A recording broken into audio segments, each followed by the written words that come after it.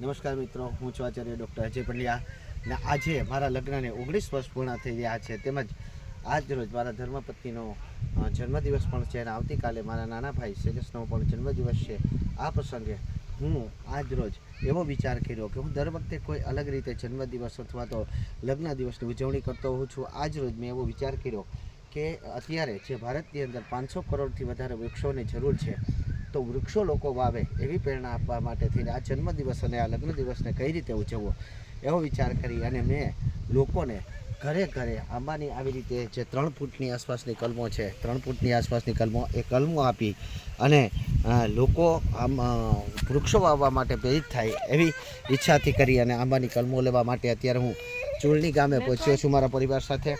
અહીંયા એકંદરે જુઓ તો માંગરોળ કરતાં ઘણી બધી સસ્તી કલમો મળી રહી છે અને જે કલમો છે હું અત્યારે 3 ફૂટની આસપાસની જે સામેની કલમો છે તે આખી નક્કી કરેલી છે અને મારી ગાડી પણ થોડીક વારમાં આવી જશે અને ભરાશે. અહીંયા તો મેં દર વખતે કોઈ પણ મારા તહેવાર હોય અથવા તો કોઈ પણ પ્રસંગ હોય તો એને હું આવી રીતે જ ઉજવવાનો હંમેશા પ્રયાસ કરું છું. હંમેશને માટે મેં એવો પ્રયાસ કર્યો છે કે મારા કોઈ પણ કાર્યથી કંઈ લોકોને પ્રેરણા મળે.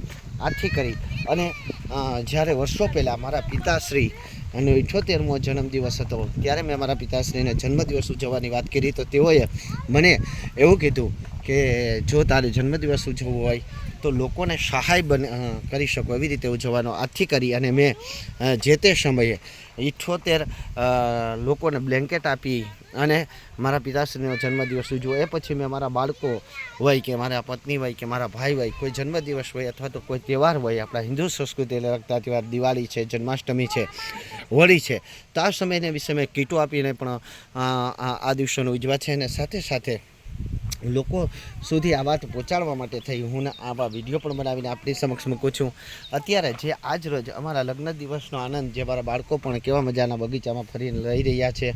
સાથે એક વાત અગત્યની હું આપણે જણાવી દઉં કે મેં દરેક વખતે આવો પ્રયત્ન કર્યો છે. મારા બાળકોનો જન્મદિવસ હોય તો લોકોને જરૂરિયાતમંદ લોકોને અન્નની કીટ આપીને તેમજ ગયા વર્ષે તો 3જા વર્ષે તો મેં અમારા લગ્ન દિવસની ઉજવણી દલિત દીકરીઓથી લઈ અને અનેક દીકરીઓને મેં આખો પૂરેપૂરો કરિયાવર આપીને ઉજવો હતો.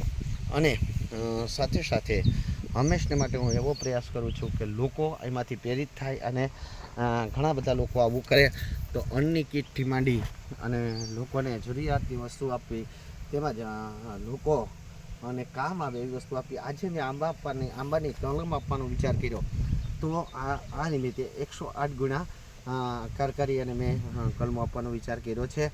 તો આ કલમો આપવાથી એક વસ્તુ એવું થશે કે આંબો જે છે હિન્દુ સંસ્કૃતિની અંદર પવિત્ર ગણવામાં આવે છે. વળી આંબામાં આવતી કેરી ફળોની રાજા ગણવામાં આવે છે અને આંબાનું વૃક્ષ આપણે બધાને આપશું તો એ વાવશે અને વૃક્ષો તરફ વાવવા માટે તે પણ પ્રેરિત થશે.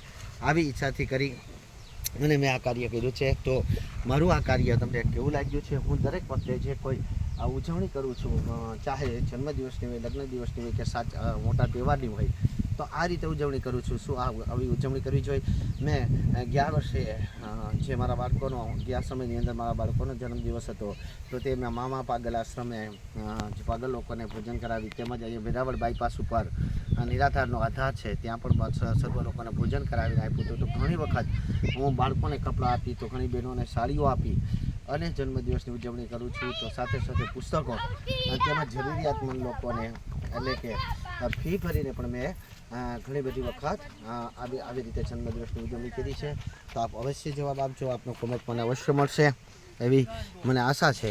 મને શુભકામના આપણા તરફથી નથી પ્રાપ્ત થતા કાંઈ નહીં, પરંતુ આપે, કારણ કે મને એવા પણ ઘણા મિત્રોના ફોન આવ્યા છે કે દાદા તમે જે કરો છો તેનાથી લોકો પ્રેરાય છે. મારી એક મિત્રે મને એવું કીધું હતું કે તમે ડાબા હાથે કરેલું કર્મ જમણા હાથને ન ખબર પડવી જોઈએ, પરંતુ મેં જ્યારે જોયું કે ઘણા લોકો એવા છે કે જેઓ જ્યારે હું બ્લેન્કેટોનું વિતરણ કરી રહ્યો હતો ત્યારે ઘણા લોકોને ખ્યાલ જ નથી કે અમારે આવું કરવું જોઈએ.